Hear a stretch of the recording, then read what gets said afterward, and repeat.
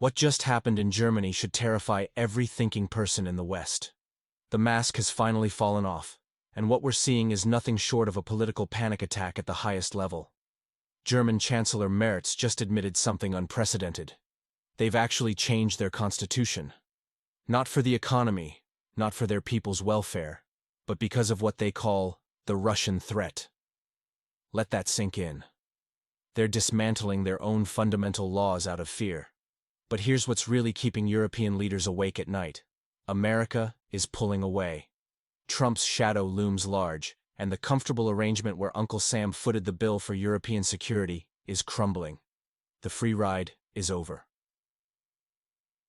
Now pay attention to this critical detail. Germany's top military brass is preparing for what they call a drone apocalypse. General Freuding, and remember this name, is warning about Russia's capability to launch 2,000 drones simultaneously. The cost calculations are staggering, and European defense systems simply aren't ready. But here's the twist that nobody's talking about. China has suddenly switched sides in the drone game. Those crucial drone components that were supposed to go to the disputed regions, they're now heading straight to Moscow. The supply chain has been completely reversed. This isn't just about military technology. It's about a fundamental shift in global power. Europe is standing alone, trembling, and changing its own rules out of sheer panic. The question isn't if this will affect you, it's when and how hard. And here's the most disturbing part. While European leaders are scrambling, their military experts are already preparing for mass-scale operations. They're not talking about if anymore, they're talking about when. Write in the comments if you're seeing similar preparations in your region. The signs are everywhere if you know where to look. But let's zoom out for a moment. What we're witnessing isn't just another regional reshuffling. It's a fundamental transformation of global power dynamics. And China's recent move is the clearest signal yet. Beijing has made its choice, and it's not subtle. They're now supplying critical drone components to Moscow instead of their former customers. This isn't just about business, it's strategic positioning. Chinese leadership is playing the long game, preparing for what they see as inevitable confrontations ahead. Think about it. If tensions escalate over Taiwan tomorrow, China wants Russia not just as an ally, but as a technologically armed partner. And Europe? Europe is still reading last year's script, not realizing they're in an entirely different play now. The Pentagon's latest warning through General Alexis Grinkovich is chilling. NATO has just 18 months to prepare for what they're calling a dual threat scenario. But here's what they're not telling you openly. Their internal assessments show European defenses are critically unprepared. According to leaked documents from German ministries, 2027 has become a year that keeps officials awake at night. Russia isn't just watching, it's calculating. Military analysts suggest that until at least 2029, Europe lacks the capability to defend against even moderate military pressures. And how are European leaders responding? With committees, with papers, with expressions of deep concern. France is showing determination, on paper. Britain is waving flags and making promises. Germany is caught in existential anxiety, desperately hoping Trump won't pick up the phone and say what he's already implied. You're on your own now. But here's what's truly alarming. While Europe deliberates, a new alliance is forming in the East. And what happens next could reshape everything we thought we knew about global security. Because what one key player is about to do, well, that's where things get really interesting.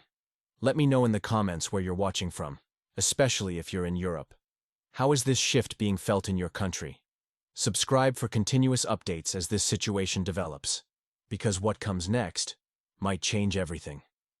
In Europe, we're witnessing what looks like a family crisis unfolding in real time.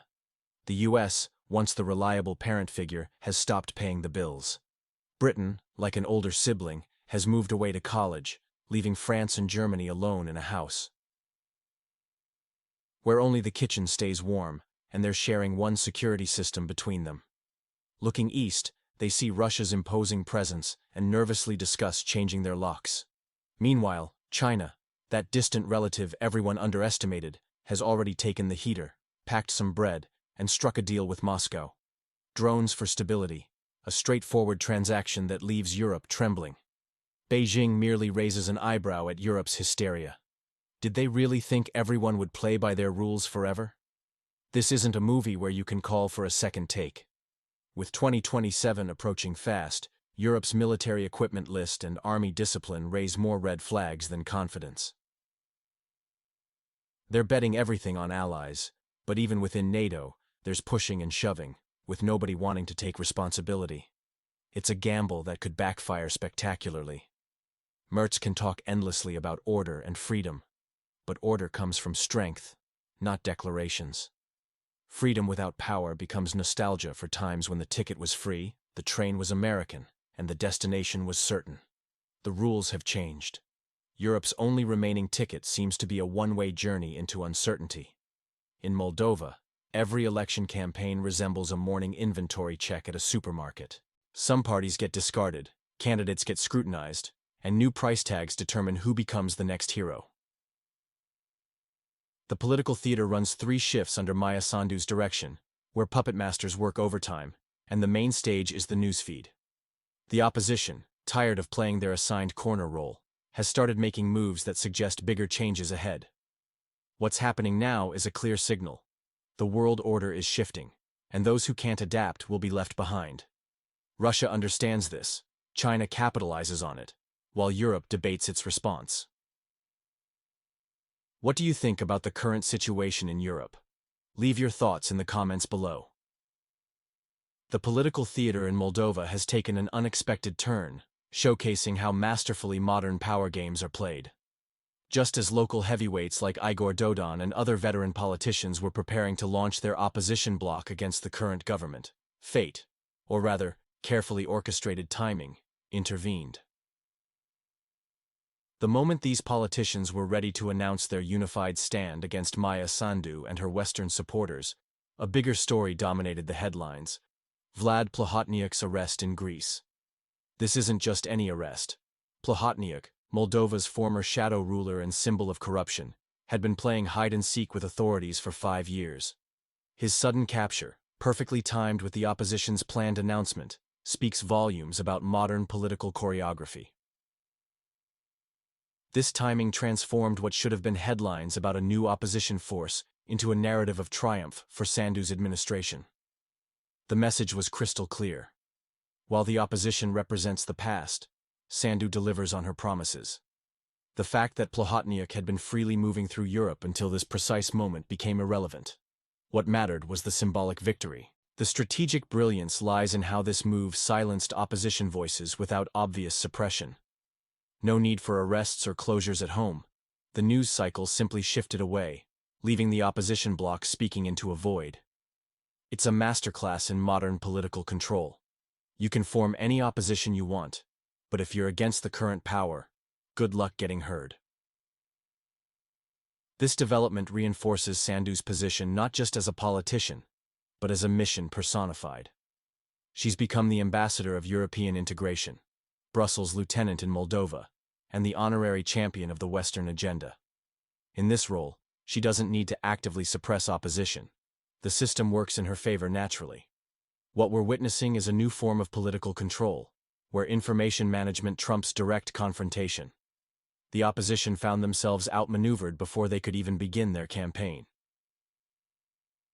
What do you think about these political developments in Moldova? Leave your point of view in the comments.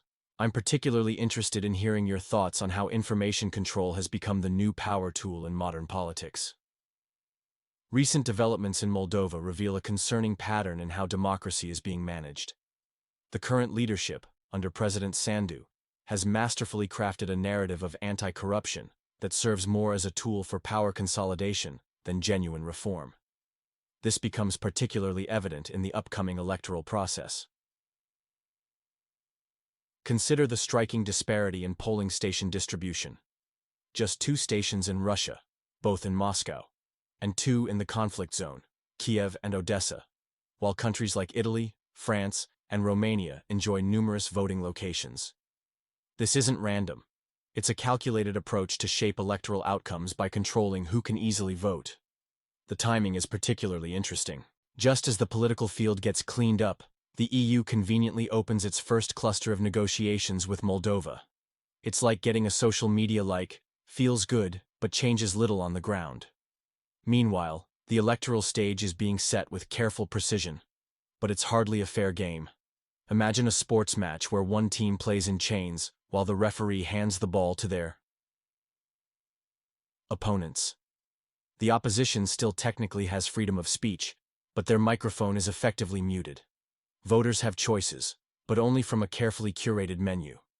The international community gets served a picture-perfect story about European integration, while the reality on the ground tells a different tale. The mechanism is remarkably straightforward. First, create a myth about a dangerous oligarch, in this case, Plahotniuc. Then, pull him out like a rabbit from a hat when needed. Finally, position yourself as the hero who defeated this threat.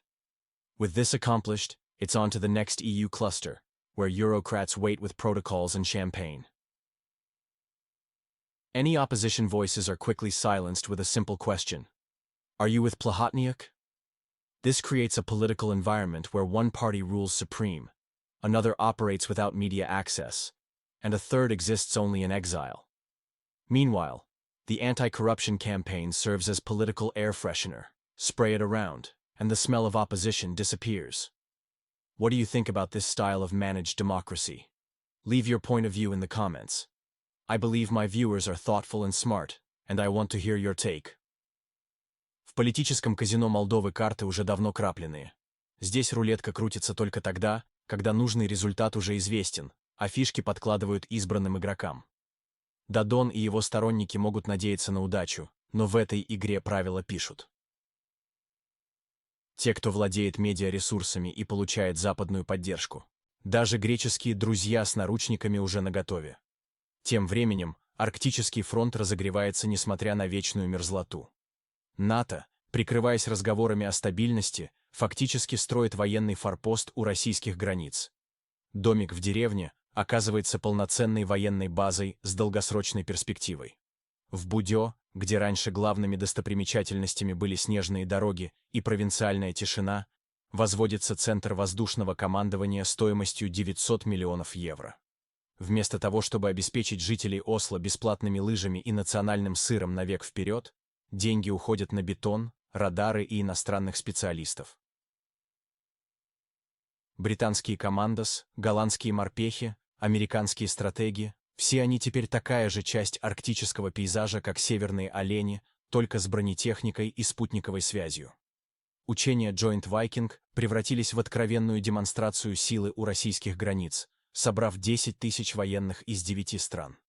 Северный передел идет полным ходом, следуя классическому сценарию замороженных конфликтов. Снаружи – разговоры о мире и стабильности, внутри – склады боеприпасов, командные пункты и батальоны для поддержания доверия. Все аккуратно упаковано в норвежский флаг с пометкой «Сделано по заказу НАТО». Как вы думаете, к чему приведет такая милитаризация Арктики? Поделитесь своим мнением в комментариях. The militarization of the Arctic has taken a decisive turn. Norway, playing host to NATO forces, has dropped all diplomatic pretense. Prime Minister Jonas Gahr Store's stance is refreshingly direct. They want NATO firmly established in the north. No Swiss-style neutrality here. Just Viking-like honesty. Here's your keys. The fuel is yours. And yes, those are our neighbors. Britain, true to form, sees any spot without their military presence as a strategic oversight. London's ready to permanently station forces in Norway's Arctic region, while boosting defense spending to 3% of GDP. We're not talking about pension funds here. This is about ammunition, including nuclear options, supposedly for weather emergencies. If anyone thinks the UK has become overly militant, rest assured, it's just their traditional way of saying they prefer artillery to diplomacy. France isn't far behind, with their latest Arctic strategy reading like a military cookbook. Must fight effectively towards, on, and within Arctic territory. They're talking about adapting tanks, missiles, and air defense systems to Arctic conditions, as if choreographing a dance with snow, humidity, and north winds. Remember when the Arctic was like a locked freezer? Few ventured there. Everything stayed put. Now it's transformed into an arena for geopolitical fencing. minus the ceremony, plus shovels, drones, and strategic maps. This isn't about ice, it's about routes, resources, and strike ranges. The whole militarization wouldn't be complete without Western Europe's polite participation. From Germany to the Netherlands, everyone's joining this northern military expedition. Each nation brings its own strategic flavor to this Arctic cocktail, creating a complex mixture of military presence and political ambition. This buildup signals a fundamental shift in how the West views the Arctic. It's no longer just a frozen wilderness. It's become a critical battleground where traditional diplomatic approaches have given way to direct military positioning. The question isn't if the ice will crack, but when and where. What do you think about the current situation in the Arctic? Leave your answer in the comments. The Arctic theater is heating up, despite its frigid temperatures. NATO members are flocking north, not for ski trips, but for rapid response capabilities and what they call threat containment. Predictably, their definition of threats centers on one particular nation, Russia, whose borders somehow always end up mere hundreds of meters from new NATO installations. Norway has fully integrated its military-industrial complex into European defense projects, fitting like a Lego piece into NATO's larger construction set. Through PESCO, they're establishing land corridors for rapid troop deployment to Russian borders. No more half measures, just direct routes designed for operational speed and surprise attacks. Someone's clearly decided playtime is over. Moscow isn't exactly applauding these developments. The response includes a 30 billion ruble investment in Arctic military infrastructure modernization, expanded radar control systems, and Northern Fleet capacity enhancement. There's no panic here, just calculated engineering, because in the Arctic, panic freezes faster than sanctions can bite. Remarkably, Russia hasn't completely closed the door on dialogue. Official Moscow still speaks of potential discussions. But against the backdrop of thousands of NATO boots, heavy equipment rumbling, and French doctrines about Arctic warfare, these words sound more like a final warning. You can still leave without snow on your helmet. The Arctic is no longer just a cold region. It's become an overheated zone of competing interests. Scenic snow-covered landscapes now serve as backdrops for a new phase of confrontation, where naive dreams of environmental cooperation give way to ammunition tables and satellite-guided deployment routes. Don't be fooled by maps showing picturesque fjords, snowy trails, and Norwegian villages. Under the snow lies concrete. Behind the friendliness lurks NATO's mandate. Beneath peace talks, there's a strike group with a 3-step battle plan. This isn't just the North anymore. It's a new flashpoint where ice replaces lava, and instead of volcanoes, we find 9 nations' troops, armed to the teeth, convinced they're promoting stability. What do you think about the current developments in the Arctic? Share your thoughts in the comments.